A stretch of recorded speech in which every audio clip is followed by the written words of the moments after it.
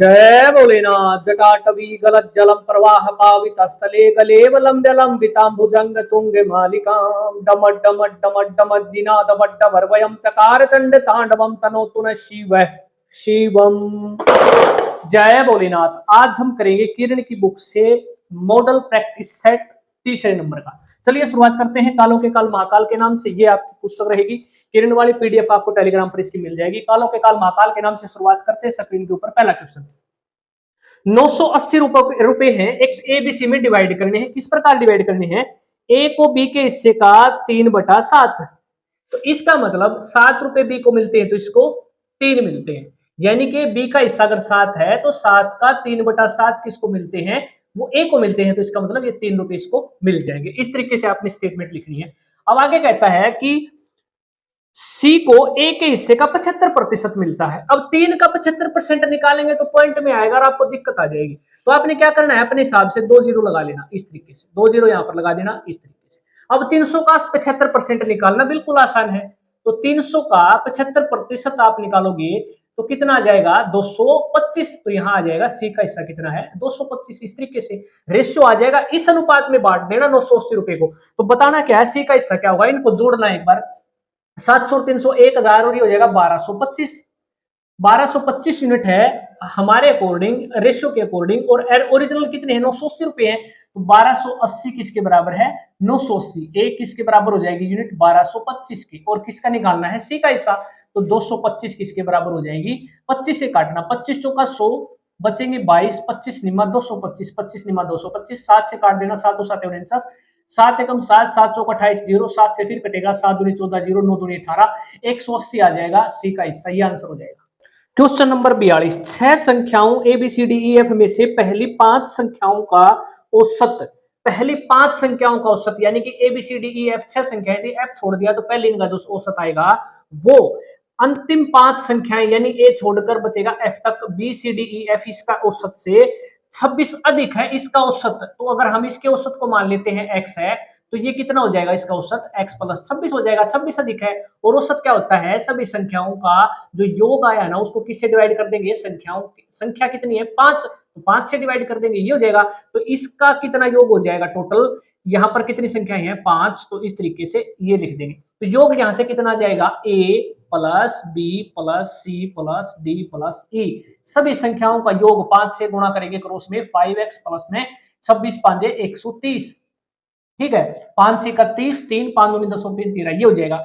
और इनका योग हो जाएगा b plus C plus D plus E plus F. इनका जो योग हो जाएगा वो इसको क्रॉस में गुणा करेंगे तो कितना हो जाएगा? 5x। तो बस आपने बताना है a का और f का अंतर बताना है। तो इसको माइनस कर देंगे। देखो माइनस करेंगे तो सारे माइनस के हो जाएंगे और ये कैंसिल आउट होते चले जाएंगे। बस लास्ट में क्या बच जाएगा? आपके पास f बचेगा। तो यानी कि a माइनस एफ कितना आ जाएगा? इसमें से ये माइनस करेंगे तो ये मान लीजिए 5x प्लस 130 माइनस 5x। तो इससे ये कैंसिल हो जाएगा। तो a माइनस एफ की वैल्यू क्या आ जाएगी? 130। यही आंसर हो जाएगा। इंपॉर्टेंट क्वेश्चन है, ध्यान से कर लेना इसको। Question number 43। 14 सेंटीमीटर ऊंचाई वाले एक लंबवर्तीय बेलन का वक्र पृष्ठ क्षेत्रफल 176 है। इसका वक्र पृष्ठ का क्षेत्रफल होता है 2 पाई आर एच और 14 सेंटीमीटर इसकी क्या है? हाइट है। तो बताना है बेलन के आधार का क्षेत्रफल क्या होगा? बेलन का जो आधार होता है वो एक वृत्त टाइप का होता है इस तरीके से। और वृत्त का क्षेत्रफल होता है पाई आर स्क्वायर। और आपको अगर आर पता चल जाए तो आंसर आ जाएगा। आर यहां से निकल जाएगी। वक्र पृष्ठ का क्षेत्रफल ये है, उसके बराबर रख देंगे। ये दे रखे 176। तो 2 गुणा में 22/7 गुणा में आर गुणा में हाइट है 14 इज इक्वल टू 176। ये क्वेश्चन बहुत आसान होते हैं, बस आपको फार्मूला याद होने चाहिए। 7 से काटना 7 दूनी 14, 22 से काटेंगे इसको तो 8 पर कट जाएगा। तो 2 से काटेंगे तो 2 दूनी 4, 2 चौका 8 और 2 से इसको काटेंगे तो 2 दूनी 4। यहां से आर आ जाएगी 2। आर की वैल्यू इसमें रखनी है। आर का स्क्वायर कितना है? 4। तो ये कितना हो जाएगा? 88/7। ये आंसर हो जाएगा। Question number 44। ट्रिग्नोमेट्री से आया है। Sine theta minus cos theta 0 होता है, इसकी वैल्यू बतानी है। कैसे बता सकते हैं? यहाँ पर देखेंगे थीटा की वैल्यू दोनों की किस पर बराबर होती है? 45 डिग्री पर। ये क्या होते हैं? दोनों बराबर होते हैं। यानी कि 45 डिग्री साइन 45 डिग्री कितना होता है? 1/√2। और कोस भी क्या होता है? 1/√2। इसमें से माइनस करेंगे तब ये 0 आया होगा। आसानी से हमें पता चल गया एंगल क्या है। तो एंगल यहाँ पर कितने वैल्यू है? 45 डिग्री 1/√3 और इसका क्यूब करना है, क्यूब कर दिया, प्लस ये क्यूब कर दिया। इसको सोल्व कर दिया तो ये आ जाएगा। देखो 1/√3 का क्यूब करना है तो 2√2 क्यों आया? यहाँ पर कंफ्यूज नहीं होना। देखो √2 है और इसकी पावर हमें 3 करनी है, तो 2 की पावर 3 कितना होता है, 2 दूनी 4 दूनी 8 और इसका √, और इसको हम कैसे लिख सकते हैं, इसको हम लिख सकते हैं 2√2, और इसका मतलब क्या होता है 2 का स्क्वायर इंटू 2, 2 का स्क्वायर 4 दूनी 8, इसका मतलब ये होता है, ठीक है, और इसका मतलब ये होता है। इसी तरीके से लिख लो, कोई दिक्कत नहीं। तो यहां से मैंने लिख दिया 1/2√2 प्लस 1/2√2, एलसीएम ले लेना 2√2 एलसीएम आ जाएगा, ऊपर आ जाएगा 1 + 1, तो यहां से मैंने क्या ले लिया 2/2√2, ये लिख दिया, 2 से 2 कैंसिल हो जाएगा, 1/2 आंसर आ जाएगा। क्वेश्चन 45, एक दुकानदार ने किसी निश्चित वस्तु को एक निश्चित मूल्य पर बेचने का निर्णय किया, उसने निर्धारित मूल्य से 45% अधिक मूल्य का टैग उस वस्तु पर लगाया। इसका मतलब ये है, अगर उसने निर्धारित किया है 100 रुपए वस्तु की कीमत को, तो उस पर 45% अधिक, यानी कि अब इसको 145 रुपए का टैग लगा दिया उसके ऊपर, तो बेचते समय उसने उस पर 40% की छूट दे दी, तो 145 पर 40% की छूट दे दी, तो यानी कि उसे अब उसका मूल्य 60% रह जाएगा, तो इस इतने रुपए में वो बेच देगा। 2 3 6, 2 5 10, 5 से 5 दूनी 10 और 5 निमा 45, तो 3 निमा 27, 3 दूनी 6 और 2 कितना हो जाएगा 8, 87 रुपए में उसको क्या कर दिया, उसने बेच दिया। सवाल में पूछ रखा है, ज्ञात करना है उसे निर्धारित मूल्य से कितने रुपए अधिक या कम मिलेंगे। निर्धारित मूल्य से कितने रुपए में उसने बेची है, 87 रुपए में, इसका मतलब कितने रुपए कम मिले हैं उसे, 13 रुपए कम मिले हैं, ये आंसर हो जाएगा 13 रुपए कम, ऑप्शन नंबर 2 राइट आंसर हो जाएगा। क्वेश्चन नंबर 46, चक्रवृद्धि ब्याज का सवाल है, ब्याज वार्षिक रूप से चक्रवृद्धि होने पर एक धनराशि 5% की दर से 3 साल में मिश्र धन होता है 9,261 रुपए, तो उसी धनराशि पर समान ब्याज की दर से 3 से 3/4 वर्षों में साधारण ब्याज कितना मिलेगा। देखो चक्रवृद्धि ब्याज का सवाल है, 5% रेट ऑफ इंटरेस्ट को अगर आप फ्रैक्शन में लेकर आओगे तो 1/20, मैंने क्या बताया था, ये अगर प्रिंसिपल है यानी कि मूलधन अगर 20 रुपए है तो 1 रुपया ब्याज का मिला देंगे तो 21 रुपए मिश्र धन हो जाएगा। ये है मिश्र धन और ये है मूलधन। समय कितना दे रखा है 3 साल, तो 3 बार गुणा कर देना, 20 से 21, 20 से 21, ये हो जाएगा 8,000, और इसको गुणा करेंगे तो 9,261 रुपए हो जाएगा मिश्र धन। और सवाल में मिश्र धन कितना दे रखा है, यही दे रखा है 9,261, 1 यूनिट की वैल्यू 1 है, तो इसका मतलब मूलधन आ जाएगा आपका 8,000 रुपए। और इस पर साधारण ब्याज निकालना है, मूलधन आपको पता है, दर वही रहेगी 5%, समय 3 सही 3/4 साल में, तो 4 3 12 और 3 15/4 और परसेंट के लिए गुणा में 100 कर देना, साधारण ब्याज आ जाएगा, 4 से काट देना, 4 दूनी 8, 5 दूनी 10, ये हो जाएगा 100 × 15, 1500 आ जाएगा साधारण ब्याज। Important question.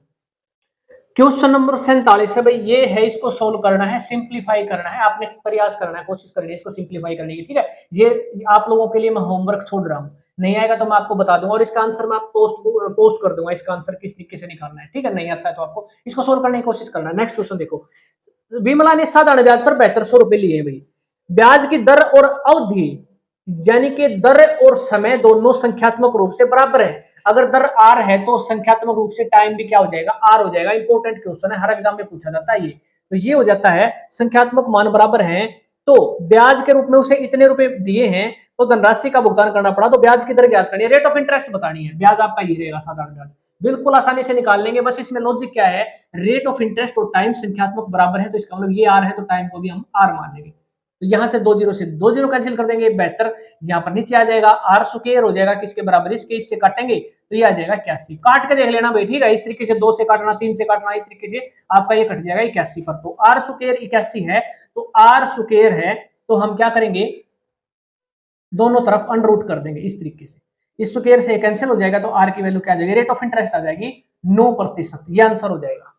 अगर आपने टाइम एंड वर्क वाली मेरी क्लास देखी होगी तो आप इस क्वेश्चन को निकाल दोगे। क्वेश्चन नंबर 49, 7 व्यक्ति 7 घंटे काम करते हैं, देखो 7 व्यक्ति 7 घंटे काम करते हुए 6 दिन में 14 बॉक्स बना देते हैं, तो बताना किसके बराबर है, 9 घंटे काम करते हुए 14 व्यक्ति कितने दिनों में 18 बॉक्स बना देंगे। M1 आदमी M2 T1 D1 दिनों में T1 कार्य करते हैं, वो M1 वाला फार्मूला होता है वो यहाँ पर लागू होगा, बस इसको काटना है, आंसर आ जाएगा। देखो 9 से काटेंगे 9 दूनी 18, 2 से काटेंगे 2 7 14, 7 से ये 7 कैंसिल, 7 से 7 दूनी 14, 2 से काटेंगे 2 3 6, कितने दिन में बना देंगे, 3 दिन में, 3 आंसर आ जाएगा।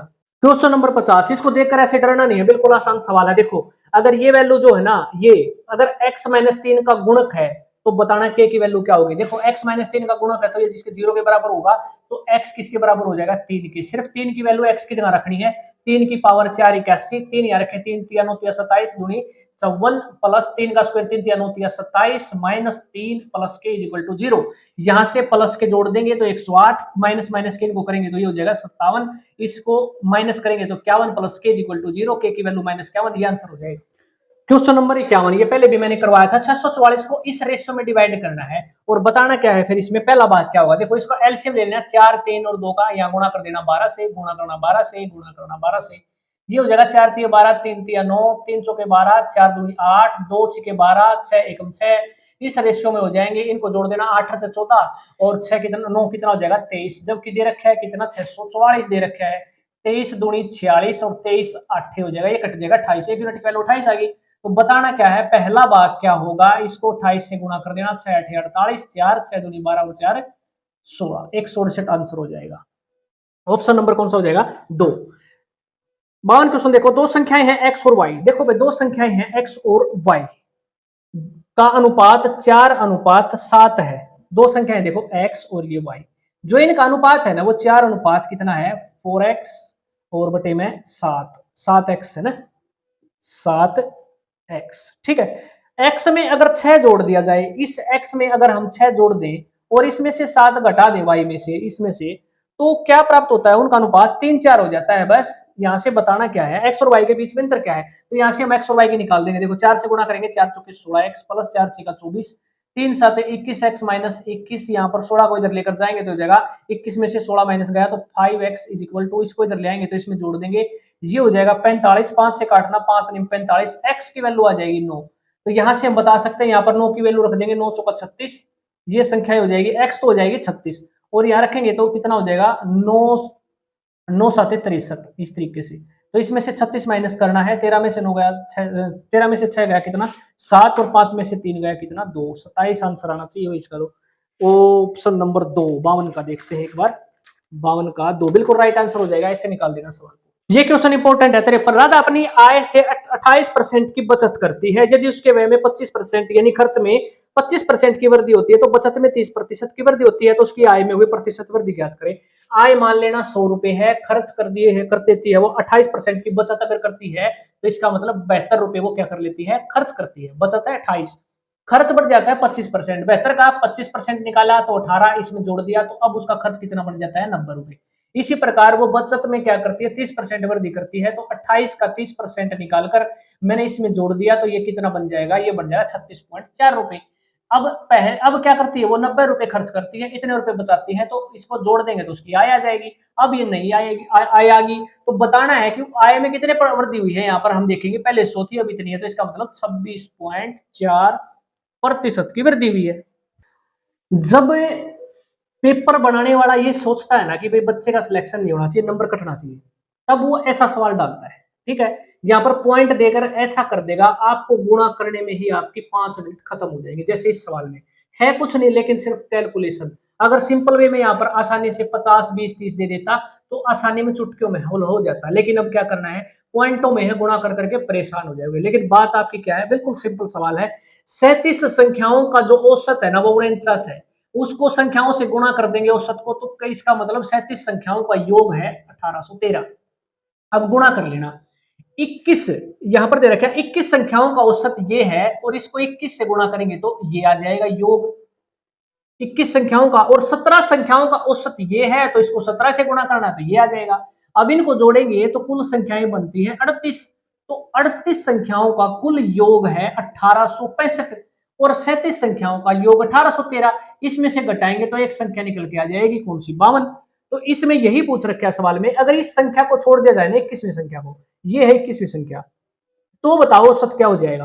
तो इसमें से जो 37 संख्याएं थी 1813, इसमें से 21वीं संख्या एक घटा दी, मान लो 52 घटा दिया तो 1761 बचेगा। अब संख्याएं कितनी बचेगी, पहले 37 ही तो 36 हो जाएंगी, डिवाइड कर देना, ये आंसर आ जाएगा। बिल्कुल सिंपल था। पॉइंट देने के बाद थोड़ा सा मुश्किल हो जाता है ये कैलकुलेशन करने में। 55 सवाल देखो, 55 नंबर, एक रेलगाड़ी ए से बी की तरफ 90 की स्पीड से जाती है और 75 किलोमीटर प्रति घंटा की वापस आती है, कुल समय लेती है 14 से 2/3 घंटे, तो स्थान में दूरी बतानी है। ये तरीका रहेगा दूरी निकालने का, चाल में गुणा करना है दोनों चालों को 90, गुणा में 75, 90 की स्पीड से जाती है और 75 की स्पीड से आती है, गुणा कर दिया। चालों का योग नीचे लिख देंगे, यानी कि 90 और 75 का योग 165। गुणा में समय कर देना उसको, देखो 14 से 2/3 को लिख सकते हैं, 14 तिया 42 और 2 44/3, इसको सोल्व कर देना। 3 से काटो इसको नहीं, 75, चल काट दिया, 15 पंजे 75, 15 एकम 15, 15 एकम 15, 11 से 11 चौका 44, 3 से ये 3 तिया 9 और ये 0, ये हो जाएगा 5 तिये 15, 150 और गुणा में 4, 15 चौका 60, 600 किलोमीटर आ जाएगा भाई, ये हो जाएगी दूरी, ये आंसर हो जाएगा। इस तरीके से 100 ट्रिक अप्लाई कर देना और दूरी निकाल देना। तो भाई आज हमने जो है ना इसके मैथ के सभी क्वेश्चन कंप्लीट कर लिए हैं और इसका था आपका मॉडल प्रैक्टिस नंबर 3। ठीक है, रीजनिंग आज हम नहीं कर पाएंगे क्योंकि समय बहुत ज्यादा हो चुका है, आपके 8:15 के लगभग टाइम हो चुका है वीडियो में, तो बहुत लंबा समय हो जाता है। और जो ना एक वीडियो मैंने वैसे भी बनाई है, मेंसुरेशन वाली भी बनानी पड़ी थी, इसलिए मैंने 2 वीडियो बनाई है, तो कई घंटे लग जाते हैं। तो मैं इसलिए कहता हूँ आप रीजनिंग की प्रैक्टिस जरूर करते रहो, कोई बड़ी वाली मुश्किल से सवाल नहीं आते, सिंपल से सवाल आते हैं। टाइप मॉडल प्रैक्टिस सेट 3 की रीजनिंग आपने करनी है, अगर नहीं आती है, कोई भी क्वेश्चन नहीं आता तो कमेंट में छोड़ देना, मैं आपको उसका सॉल्यूशन करवा दूंगा। ठीक है, मिलते हैं अगली वीडियो में, वीडियो के कमेंट में लिख देना जय भोलेनाथ।